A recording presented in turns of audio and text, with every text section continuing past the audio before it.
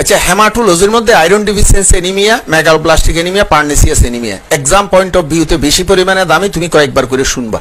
এখন দেখো iron deficiency anaemia, এটাতে মেইনলি পরীক্ষাতে আসে ল্যাব ডায়াগনোসিস।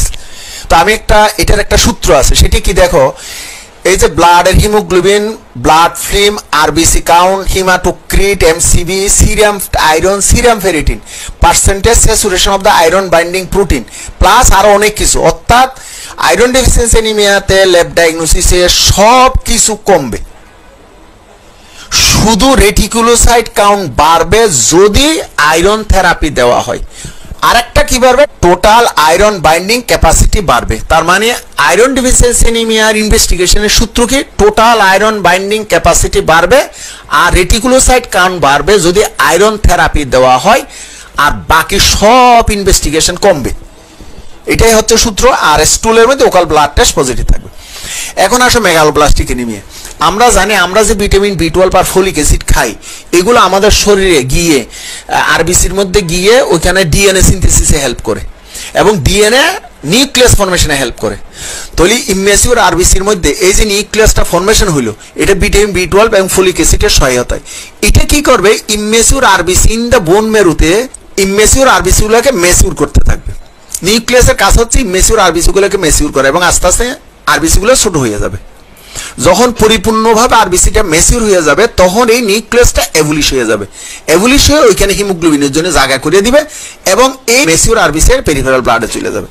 এখন কোনো কারণে যদি ভিটামিন বি12 ফলিক অ্যাসিড যদি আমরা না খাই, অথবা আমরা খাইলাম অ্যাবজর্পশন হইতে পারলো না স্টোমাকের কোনো সমস্যার কারণে, আর ভিটামিন বি12 আর ফলিক অ্যাসিড টার্মিনাল আইলেম অ্যাবজর্পশন হয়, সেখানে যদি কোনো ডিজিজ হয়, যেমন ইন্টেস্টাইনাল টিউবারকুলোসিস, সার্জিক্যাল রিসেকশন, এগুলো যদি হয়, তখন কিন্তু ভিটামিন বি12 ফলিক অ্যাসিড ব্লাডের পরিমাণ কমে যাবে, নিউক্লিয়াস ফর্মেশন হইতে পারবে না। তখন ইমেচিউর আরবিসিগুলো বোন মেরু থেকে ব্লাডে চলে আসে, পেরিফেরাল ব্লাডে। তখন ওই ইমেচিউর আরবিসিগুলো যেহেতু চলে আসে, সুতরাং এগুলো সাইজ বড়, সেই জন্য মেগালোব্লাস্ট। আর এরা তো অক্সিজেন ক্যারি করতে পারে না, কারণ এখানে হিমোগ্লোবিন রিপ্লেস হয়নি, সেই জন্য এনিমিয়া। সুতরাং মেগাব্লাস্টিক এনিমিয়ার কজ কি, ভিটামিন বি12 যদি না খায়, ফলিক অ্যাসিড যদি না খায়, স্টোমাকে যদি কোনো ডিজিজ হয়, অথবা টার্মিনাল আইলেমে যদি কোনো ডিজিজ হয়, তার মানে অনেকগুলো কজ। তাহলে এখন আসো এখানে একটু দেখো, আমরা যে ভিটামিন বি12 খাই, এই ভিটামিন বি12 আমাদের এখানে স্টোমাকে প্যারাইটাল সেল আছে, প্যারাইটাল সেল থেকে intensive factor of Castle release হয়। ভিটামিন বি12 ইন্টেনসিভ ফ্যাক্টর অফ ক্যাসেলকে বাইন্ড করিয়া এর টার্মিনাল আইলেমে এসে অ্যাবজর্পশন হয়। ভিটামিন বি12 কিন্তু ইন্টেনসিভ ফ্যাক্টর অফ ক্যাসেল ছাড়া অ্যাবজর্পশন হতে পারে না এবং এটা ব্লাড গিয়ে আরবিসিকে ম্যাচিউরেশন করে। কিন্তু আমাদের শরীরে প্যারাইটাল সেলের এগেইনস্টে যদি অটো অ্যান্টিবডি ফর্মেশন হয়, অ্যান্টি প্যারাইটাল সেল অ্যান্টিবডি, তখন এই প্যারাইটাল সেলটাকে নষ্ট করে দিবে, অথবা ইন্টেনসিভ ফ্যাক্টর অফ ক্যাসেলের এগেইনস্ট অ্যান্টিবডি, অটো অ্যান্টিবডি তৈরি হবে, তখন ইন্টেনসিভ ফ্যাক্টর অফ ক্যাসেল আর ফর্মেশন হতে পারবে না। তখন ভিটামিন বি12 আর অ্যাবজর্পশন হইতে পারবে না, আর ভিটামিন বি12 অ্যাবজর্পশন না হলে আরবিসি ম্যাচিউর হইতে পারবে না। দেখো এখানে কি বলছি, যদি প্যারাইটাল সেলের এগেইনস্টে auto antibody, anti parietal cell antibody অথবা anti intensive factor antibody form হয়, তখন নো অ্যাবজর্পশন অফ ভিটামিন বি12। সুতরাং নো অ্যাবজর্পশন অফ ভিটামিন বি12 হইলে আরবিসি ম্যাচিউর হইতে পারবে না এবং এই ইমেচিউর আরবিসি গুলো ব্লাডে চলে আসবে বোন মেরু থেকে, তখন মেগালোব্লাস্টিক এনিমিয়া বলবো। এই ধরনের মেগালোব্লাস্টিক এনিমিয়াকে বলা হয় পার্নিসিয়াস এনিমিয়া। সুতরাং পার্নিসিয়াস এনিমিয়া মেগালোব্লাস্টিক এনিমিয়ার একটা ধরন। এই পার্নিসিয়াস এনিমিয়ার কজ হচ্ছে একটা, আর মেগালোব্লাস্টিক এনিমিয়া এইটা সহ সবগুলো মেগালোব্লাস্টিক এনিমিয়া।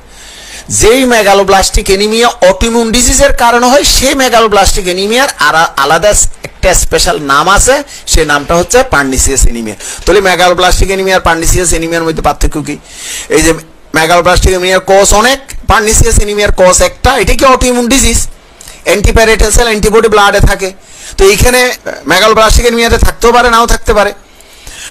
আর ক্লিনিক্যাল ফিচার হচ্ছে এইটা আর এটা, মেগালোব্লাস্টিক আর পার্নিসিয়াস সেম একেবারে ক্লিনিক্যাল ফিচার। আর ইনভেস্টিগেশন দেখো, এখানে তো ভিটামিন বি12 আর ফলিক অ্যাসিড অ্যাবজর্পশন হতে পারবে না আমরা না খাওয়ার কারণে অথবা কোনো ডিজিজের কারণে, কিন্তু এইখানে কিন্তু শুধু ভিটামিন বি12 অ্যাবজর্পশন হতে পারতেছে না, ফলিক অ্যাসিডে কিন্তু সমস্যা নেই এখানে, এই যে পার্নিসিয়াস এনিমিয়াতে। সুতরাং পার্নিসিয়াস এনিমিয়াতে ভিটামিন বি12 কম থাকবে অ্যাবজর্পশন হতে না পারার জন্য, আর ফলিক অ্যাসিড ঠিক থাকবে কারণ অ্যাবজর্পশন ঠিক মতো হচ্ছে। আর মেগালোব্লাস্টিক এনিমিয়াতে একটা অ্যাবজর্পশন হতে পারতেছে না। ট্রিটমেন্টের মধ্যে তাহলে এখানে যেহেতু কজ অনেক, সেই জন্য অ্যাকর্ডিং টু কজ অনুসারে চিকিৎসা করব। আর পার্নিসিয়াস এনিমিয়াতে যে আমি মুখে ভিটামিন B12 দেই, তাইলে কিন্তু আমার ওই ইন্টেন্সিভ ফ্যাক্টর অফ ক্যাসেল তো নাই, সেই জন্য অ্যাবজর্পশন হতে পারবে না, সেই জন্য আমি একেবারে প্যারেন্টালে ভিটামিন B12 দিই। আচ্ছা, এখন আসো তো, স্টোমাক যদি আমরা পার্শিয়াল গ্যাস্ট্রেক্টমি করি অথবা টোটাল গ্যাস্ট্রেক্টমি করি, তাইলে তো প্যারাইটাল সেল থাকবে না, intensive factor of castle formation হবে না, ভিটামিন B12 অ্যাবজর্পশন হবে না, মেগালোব্লাস্টিক এনিমিয়া হবে। তো ওইটাকে কি আমরা পার্নিসিয়াস এনিমিয়া বলবো? কারণ এখানে তো ভিটামিন B12 ইন্টেন্সিভ ফ্যাক্টর নাই না, কারণ এই অসুখটা হচ্ছে সার্জিক্যাল ডিসেকশনের কারণে। Partial gastrectomy or total gastrectomy এটা কিন্তু অটোইমিউন ডিজিজ না, সেই জন্য এইটাতে আমি মেগালোব্লাস্টিক এনিমিয়া বলবো। এবং এই মেগালোব্লাস্টিক এনিমিয়া হবে, আর আয়রন অ্যাবজর্পশন হতে পারবে না, আয়রন ডিফিসিয়েন্সি এনিমিয়া হবে। এই যে দেখো এখানে পার্শিয়াল অর টোটাল গ্যাস্ট্রেক্টমি করলে মেগালোব্লাস্টিক এনিমিয়া হবে, আয়রন ডিফিসিয়েন্সি এনিমিয়া হবে, পার্নিসিয়াস এনিমিয়া বলবো না এটাকে।